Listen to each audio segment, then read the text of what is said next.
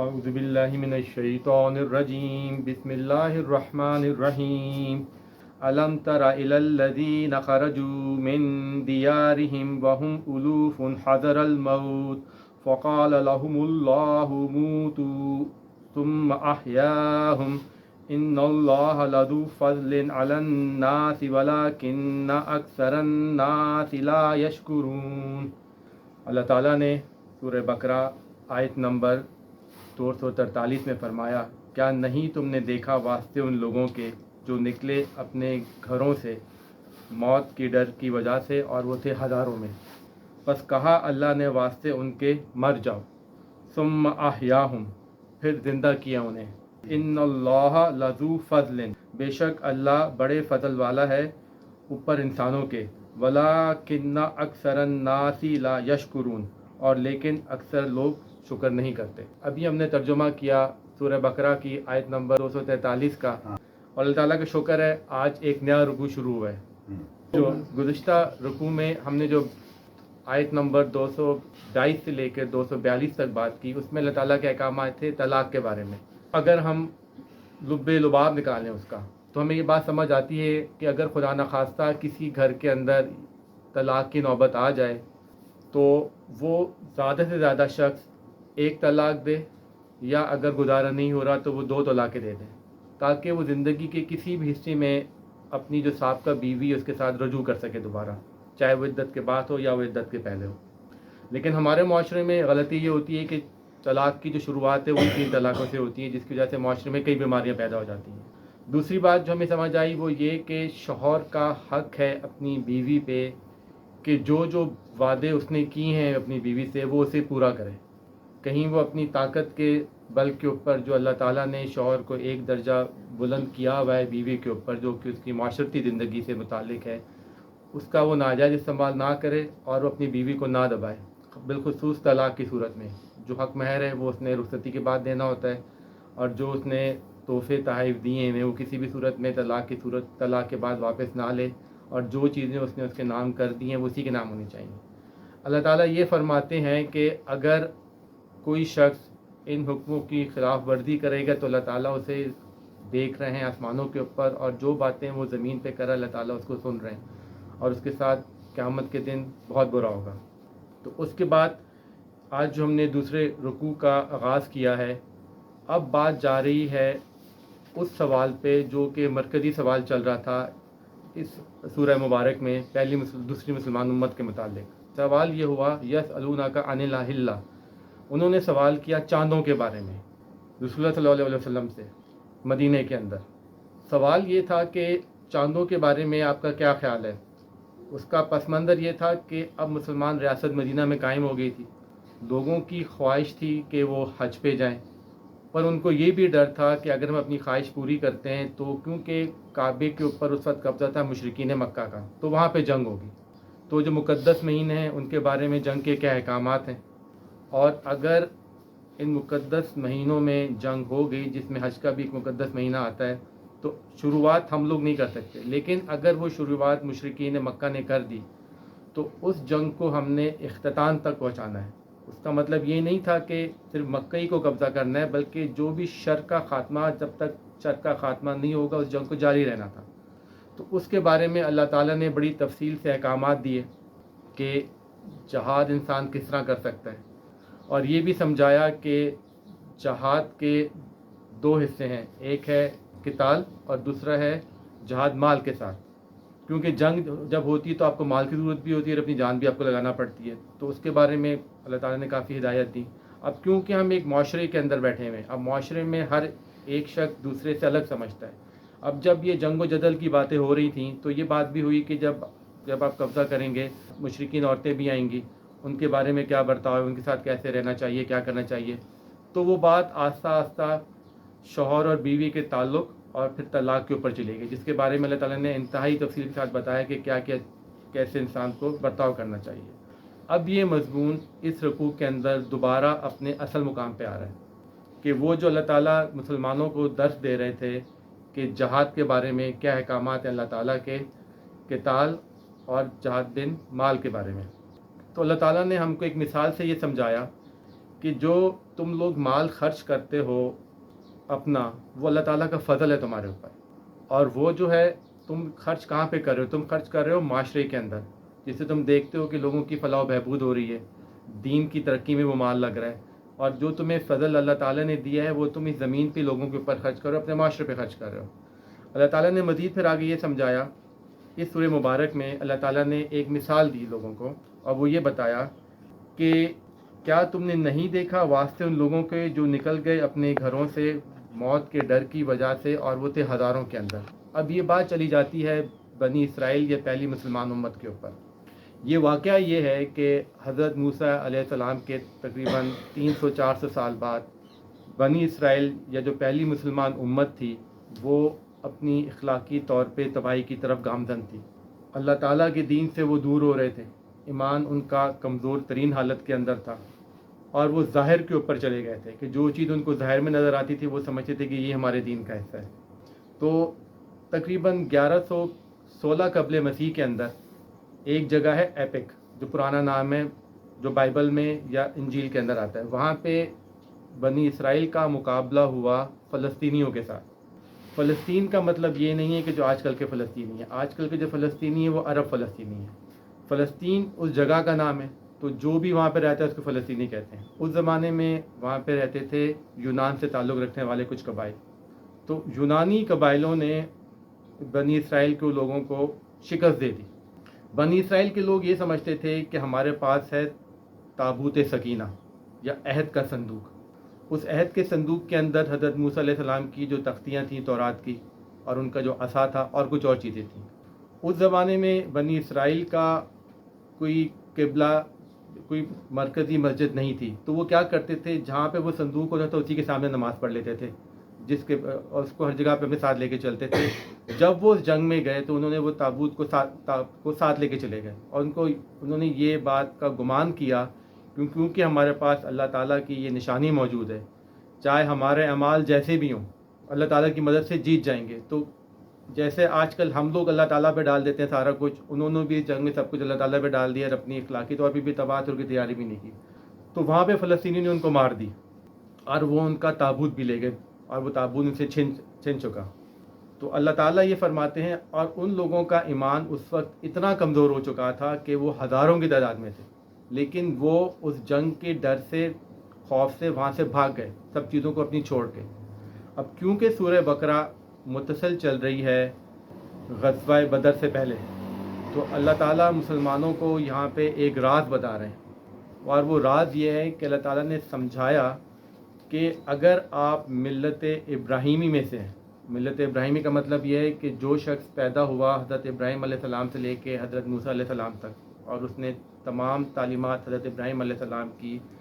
سچے دل کے ساتھ مانی اور اس پہ عمل کیا، اور اس کے بعد جو شخص پیدا ہوا حضرت موسیٰ علیہ السلام سے لے کے حضرت عیسیٰ علیہ السلام تک، اور اس نے تمام تعلیمات حضرت موسیٰ علیہ السلام کی سچے دل سے مانی اور اس پہ عمل کیا،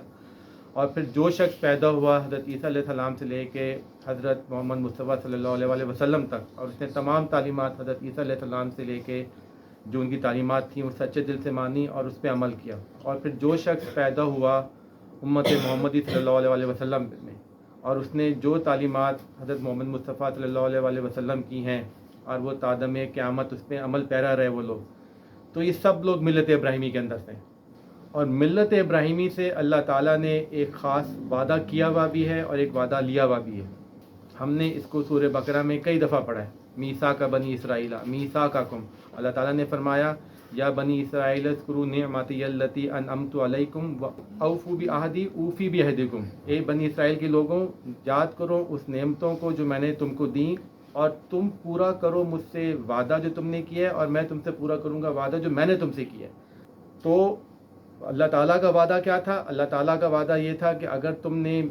میری جو تعلیمات ہیں جو تم کو نبیوں کے ذریعے آئی ہیں اس پہ تم عمل پیرا ہوگے تو تم کو اس دنیا کے اندر بھی برتری حاصل ہوگی اور قیامت کے دن بھی تمہیں برتری حاصل ہوگی۔ لیکن اگر تم لوگ اس وعدے پہ عمل پیرا نہیں ہوگے اور تم لوگ یہ کہو گے کہ تم ملت ابراہیمی میں سے ہو، تو ذلت اور رسوائی تمہارا دنیا میں مقدر بن جائے گی، اور ذلت اور رسوائی تمہارا آخرت میں بھی مقدر ہوگی۔ یہ آیت مبارکہ ہم کو یہ سمجھاتی ہے کہ جب بنی اسرائیل پھرے اپنے وعدے سے تو ذلت و رسوائی ان کا مقدر بن گئی، اور جو سب سے مقدس ترین چیز ان کے پاس تھی، تابوت جو تھا، تابوت سکینہ، وہ ان سے چھن چکا تھا۔ یہ چیز آج ملت ابراہیمی کے اندر جو امت محمدی صلی اللہ علیہ وسلم ہے، ہم کو بھی یہ چیز سمجھاتی ہے۔ جب ہم آج کے دن یہ بات کر رہے ہیں تو ہمارے جنوب مغرب کے اندر ایک اسلامی ملک لڑ رہا ہے اس وقت، اگر ہم دیکھتے ہیں، اور وہ ایک طرح سے ظلم کے خلاف لڑ رہا ہے، لیکن کیونکہ ہم لوگ بکھر چکے ہوئے ہیں، اپنے مسلکوں کے اندر پھنس چکے ہیں اور دنیا کی محبت کے اندر پھنس چکے ہیں، تو آج ہم اس چیز کو دیکھتے ہیں کہ ذلت و رسوائی آج کے دن بھی ہمارا مقدر بن چکی ہے۔ یہ آیت مبارکہ صرف اس زمانے کے لیے نہیں ہے، بلکہ یہ آج کے زمانے کے لیے بھی ہے۔ مزید اللہ تعالیٰ نے کیا فرمایا ہم لوگوں کو کہ پس کہا اللہ تعالیٰ نے تم لوگ مر جاؤ۔ اس بات سے مطلب ہم کو یہ سمجھ آتا ہے کہ قوم وہ اخلاقی طور پہ ختم ہو چکی تھی، ان سے اللہ تعالیٰ کی محبت ختم ہو گئی تھی، اور جو اللہ تعالیٰ کے احکامات تھے وہ اس پہ عمل پیرا نہیں ہو رہے تھے، تو وہ ایک طرح سے ایک قوم کی موت تھی۔ جس انسان کا ایمان ختم ہو جائے، جس قوم کا ایمان ختم ہو جائے، تو ایک طرح سے ان کے دل مردہ ہو جاتے ہیں، اور وہ قوم اخلاقی طور پہ اللہ تعالیٰ نے مار دیا پھر اس کو۔ پھر اس کے بعد کیا فرمایا؟ ثم احیاہم، پھر زندہ کیا انہیں ہم نے۔ پھر کیا ہوا؟ پھر تقریباً 20 سال بعد حضرت سمیعول علیہ السلام وہاں پہ آئے۔ انہوں نے اپنی جو قوم تھی بنی اسرائیل، کیونکہ اللہ تعالیٰ نے حضرت موسیٰ علیہ السلام سے لے کے حضرت عیسیٰ علیہ السلام تک اس قوم پہ نبیوں کا تانتا باندھا ہوا تھا، کوئی وقت ایسا نہیں تھا جس پہ نبی نہ آئے وہاں پہ۔ تو جب وہاں پہ حضرت سمیعول علیہ السلام آئے، انہوں نے اللہ تعالیٰ کی تعلیم دی اس قوم کو، دوبارہ سے ان کو اخلاقی طور پہ آگے لے کے گئے، تو وہ قوم دوبارہ سے زندہ ہو گئی، اور پھر انہوں نے جنگ کی 20 سال بعد، انہوں نے فلسطینیوں سے اور اپنا تابوت واپس لے لیا۔ تو اللہ تعالیٰ نے اس زمانے میں مدینے میں مسلمانوں کو یہ سمجھا رہے تھے کہ اصل برتری جو ہوتی ہے وہ ہوتی ہے آپ کے اندر ایمان کا لیول کیا ہے۔ اصل برتری یہ نہیں ہوتی کہ تمہاری تعداد زیادہ ہے، تمہاری تعداد کم ہے، کیونکہ اس زمانے میں حضرت سمیعول علیہ السلام سے پہلے لوگوں کی تعداد زیادہ تھی، لیکن وہ مار کھا کے، کیونکہ ان کا ایمان کم تھا۔ اب کیونکہ آگے غزوہ بدر ہونے والی ہے اور مسلمانوں کی تعداد کم ہے، لیکن ان کا ایمان اللہ کا شکر تھا بہت زیادہ تھا، تو اللہ تعالیٰ نے ان کو ایک طرح سے حوصلہ دیا، کیونکہ اللہ تعالیٰ اس زمانے میں بار بار یہ ہدایات دے رہے تھے کہ تم اپنا مال خرچ کرو، تم اپنی جان خرچ کرو۔ تو وہاں پہ کچھ ایسے مسلمان جو کمزور مسلمان تھے یا پھر جو منافقین کے اندر سے شامل تھے، وہ ان چیزوں سے بھاگتے تھے کہ مال تو ہم لوگ کماتے ہیں، جان تو ہم لوگوں کی ہے، اب مسلمان اگر جنگ ہوتی ہے تعداد میں پہلی کم ہے، اگر خدا نہ خاصہ سب لوگوں کو صفایا ہو گیا تو آگے دین کا کیا ہوگا؟ تو کئی قسم کے مسائل وہاں پہ اور کئی قسم کے سوالات چل رہے تھے۔ اللہ تعالیٰ نے اس آیت مبارکہ سے ان کو اس طرح ایک حوصلہ دیا کہ بات تعداد کی نہیں ہے، بات ایمان کی ہے، اور جس قوم کے اندر نبی ہو وہ قوم عام طور پہ اگر آپ کا ایمان ٹھیک ہو تو وہ جیت جاتی ہے۔ تو پھر ان کو دوبارہ زندہ کیا۔ پھر اللہ تعالیٰ نے فرمایا کہ بے شک اللہ تعالیٰ بڑا فضل کرنے والا ہے انسانوں کے اوپر۔ اللہ تعالیٰ کا سب سے بڑا فضل کیا ہوتا ہے کہ کسی شخص کو وہ ایمان کی دولت سے مالا مال کرتے ہیں۔ ان لوگوں سے ایمان کی دولت پہلے چلی گئی تھی تو وہ دنیا میں بھی رسوا ہو رہے تھے اور آخرت میں بھی رسوائی ان کا مقدر تھی۔ جب اللہ تعالیٰ نے ان کو ایمان سے تحفہ دوبارہ ان کو دے دیا تو یہ اللہ تعالیٰ کا بڑا فضل تھا ان لوگوں پہ۔ لیکن اللہ تعالیٰ ساتھ میں یہ بھی فرماتے ہیں، خاص طور پہ ہم لوگوں کے بارے میں ہم آج دیکھتے ہیں، وَلَٰكِنَّ أَكْثَرَ النَّاسِ لَا يَشْكُرُونَ، کہ بہت سے لوگ ایسے ہیں جو کہ ایمان کی سمجھتے ہیں کہ ان کے پاس ایمان کی دولت ہے، لیکن وہ اللہ تعالیٰ کا شکر نہیں کرتے۔ اب اللہ تعالیٰ کا شکر کرنا کیا؟ اگر کسی کے پاس ایمان کی دولت آ گئی ہے تو اس کو یہ چاہیے کہ وہ ہر حالت میں اللہ تعالیٰ کے احکامات کو سمجھے اور ان کو مانے۔ سورہ بقرہ بنیادی طور پہ ایک عہد نامہ ہے۔ اللہ تعالیٰ نے عہد لیا حضرت آدم علیہ السلام سے اور وہ عہد پہ پورا اترے۔ شیطان نے ایک عہد کیا اللہ تعالیٰ سے اور وہ آخرت تک انسانوں کو گمراہ کرے گا۔ بنی اسرائیل سے اللہ تعالیٰ نے ایک عہد کیا، بنی اسرائیل نے اس کو توڑا پہلی مسلمان امت نے، اور اللہ تعالیٰ نے ان سے جو اپنا وعدہ تھا وہ ختم کر دیا۔ اس کے بعد اللہ تعالیٰ نے دوسری مسلمان امت سے ایک وعدہ لیا اور دوسری مسلمان امت اپنے وعدے پہ نہیں چل رہی۔ شوہر اور بیوی کے درمیان ایک وعدہ ہے، وہ لوگ اس پہ قائم نہیں رہتے۔ تو یہ سورہ بقرہ ہم کو درس دیتی ہے کہ ہم لوگ اپنے زندگی میں وعدوں کے اوپر قائم رہیں، کیونکہ اگر ہم وعدوں پہ قائم رہیں گے تو ہم صحیح دین کے اوپر قائم رہیں گے۔ دوسری چیز جو ہمیں سمجھ آتی ہے، یہ جو ہم نے بات کی، یہ تفاسیر ہیں مولانا مودودی صاحب کی، ڈاکٹر اسرار صاحب کی، اور جو جدید علماء ہیں آج کے دور کے۔ اگر ہم پرانی تفاسیر میں جاتے ہیں تو اس آیت مبارکہ کے بارے میں جو ایک ہمیں تفسیر ملتی ہے وہ یہ ہے کہ بنی اسرائیل میں ایک زمانے میں جب ان کی تعداد 2000 4,000 9,000 30 یا 40,000 تھی، تو وہاں پہ ایک طاعون کی بیماری آ گئی تھی. تو ان لوگوں نے کیا کیا، وہ طاعون کی بیماری سے بچنے کے لیے انہوں نے وہاں سے ہجرت کی. تو اللہ تعالیٰ نے ان کو موت دے دی. اور پھر کافی عرصے بعد کسی نبی کا گزر اس جگہ سے ہوا، تو انہوں نے دیکھا کہ اس قوم اس مردہ حالت میں پڑی ہوئی. تو انہوں نے دعا کی اللہ تعالیٰ سے کہ اللہ تعالیٰ میں چاہتا ہوں کہ آپ انہیں زندگی بخشیں اور میں ان کے حالات کو دیکھ سکوں. تو اللہ تعالیٰ نے اس قوم کو دوبارہ سے زندہ کر دیا. اس روایات سے ہمیں جو سبق ملتا ہے وہ یہ ہے کہ اگر کسی بھی معاشرے کے اندر کسی بھی وقت پہ کہ طاعون کی بیماری آ جائے تو اس قوم کو یا اس محلے کو اس جگہ سے ہلنا نہیں چاہیے. رسول اللہ صلی اللہ علیہ وسلم نے بھی یہ فرمایا، کیونکہ یہی سنت چلی آ رہی تھی حضرت ابراہیم علیہ السلام کی قوم کی بھی، حضرت موسیٰ علیہ السلام کی قوم کی بھی. اور یہی بات آج WHO جو ہماری جدید میڈیکل سائنس کہتی ہے کہ جب کوئی انسان وبا آ جائے تو آپ اسی جگہ پہ رہیں، اسے لینا، کیونکہ اسے وبا اور پھیل جاتی ہے. یہ جو روایت ہے یہ ہے حضرت ابن عباس رضی اللہ عنہ سے. اس کو کہتے ہیں یہ موقوف حدیث ہے، مرفوع حدیث نہیں ہے، کیونکہ ہو سکتا ہے کہ یہ بنی اسرائیل کی روایت ہو، کیونکہ دین کے اندر بہت سے ایسی معلومات ہمیں روایات سے بھی ملی ہیں حدیث کے علاوہ، لیکن یہ بھی تواتیر میں آتی ہیں. تو اللہ تعالیٰ توفیق دیں ہم لوگوں کو کہ ہم اس چیز کو سمجھ سکیں کہ جو انسان جس شخص نے وعدہ کر لیا ہے، بالخصوص ملت ابراہیمی کے اندر سے لوگوں نے،